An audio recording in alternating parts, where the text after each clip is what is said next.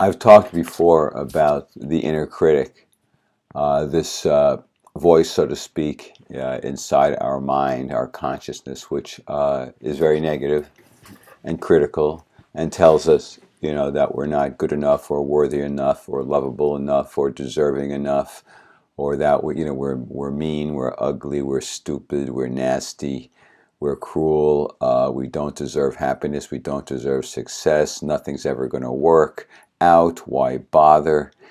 It's a waste of time, people are just going to disappoint you, something's always going to go wrong, or the only kind of luck I've got is bad luck. Okay, so yeah, obviously, well, or maybe not so obviously to many of you, this is a voice you need to ignore. This is a voice you need to challenge. This is a voice you need to tell to shut up and go away.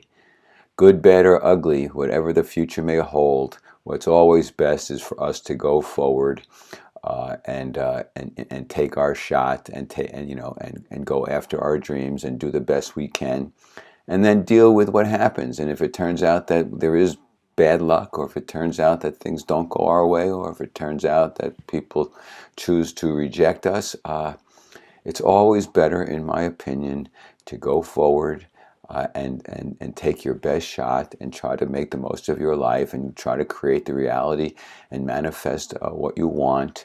And if it doesn't work out, hopefully there won't be anger or bitterness, but rather acceptance, and that you're okay, and that you're glad that there's no regrets because you gave it your best shot. Okay, but now there's something else. There's another critic that you need to worry about and you need to deal with, and that is the criticism of others. Other people who will try to derail you from doing something that you want to do, and they have their own agenda. And in some cases, they may not realize that they are trying to derail you or stop you in your tracks from going after a goal or a dream. But sometimes it may be out of jealousy. It can be people will try to deter you from your path because they're jealous that you're succeeding and they're not, or that you're going after your dreams and they're not. You're trying to lose weight and they're not. You're trying to meditate and they're not. And so it's much safer, and they feel more secure and happier if they can get you to go back to the way you were, just like them, doing nothing, and being unmotivated and not trying to propel yourself forward. So it's like misery loves company, and so they'll love it if they can get you back to where you were. And a lot of times people are afraid that if you grow and change and prosper, that you'll leave them in the dust. So they have abandonment fears, and so they want to discourage you from doing what you want to do.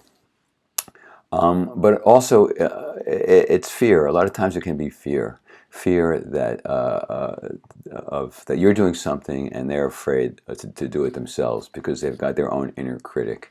And so they can present with judgments and ridicule, etc. And for example, I'll take an example in my life. I've started to do Transcendental Meditation, and I have heard about it for many, many years. I've heard the very successful people have been using it for many, many years, and I've started doing some research on it and how it can help mind and body. It can help you be calmer and happier, but also physically healthier. It can reduce blood pressure, and it can help you with inner peace, and it might even help with world peace and a reduction of aggression and anger and violence in the world. And there's a book called Transcendence, which talks about transcendental meditation. It's been around for thousands of years.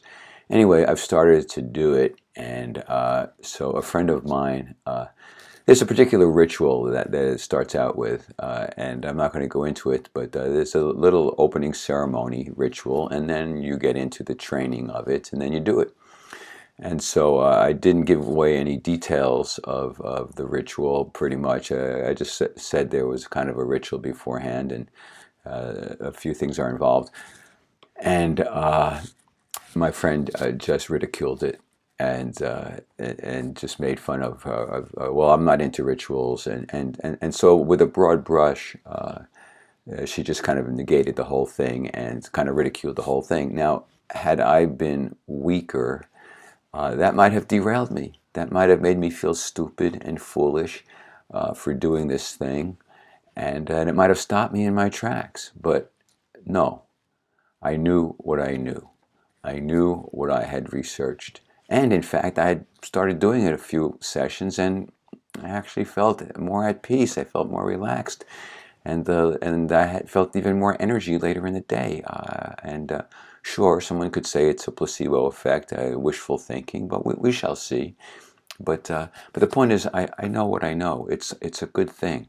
Meditation, I've always known is a good thing. I've had difficulty with it in the past because my mind would be impatient and thoughts would keep popping in my head, and I would just never really stick with it. But this is something that I can do, and have been doing, and started doing, and I knew what I knew. I knew that it's a good thing for me to be doing, and so I didn't allow the negativity and the ridicule of my friend to stop me from going forward. And so that's my message to you. There may be people in your life. It could be strangers, it could be friends, it could be business people, it could be loved ones who will say these snide remarks or ridiculing remarks or sarcastic remarks, or they can be very subtle. It could be body language. It could be facial expressions that could theoretically influence you to not go after your dream or not go after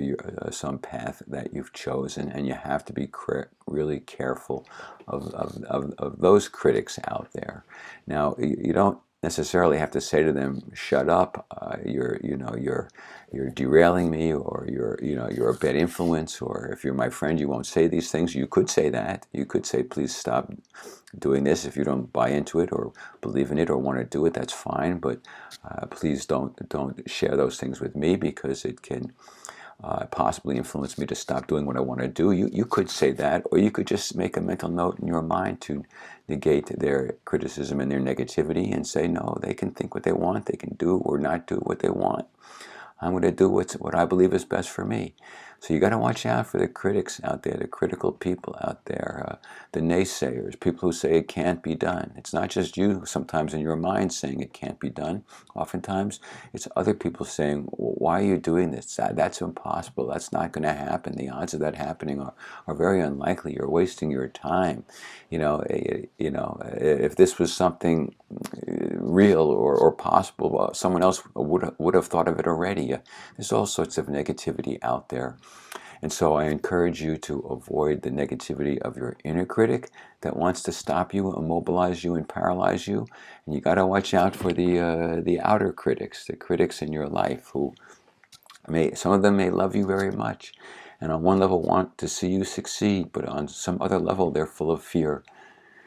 They're full of their own fear and self-doubt and confusion and inertia and immobilization, and they will either subtly or not so subtly to try to influence you, to derail you and stop you, so they can feel better about themselves in some way. So be careful of the inner critic and the outer critics as well.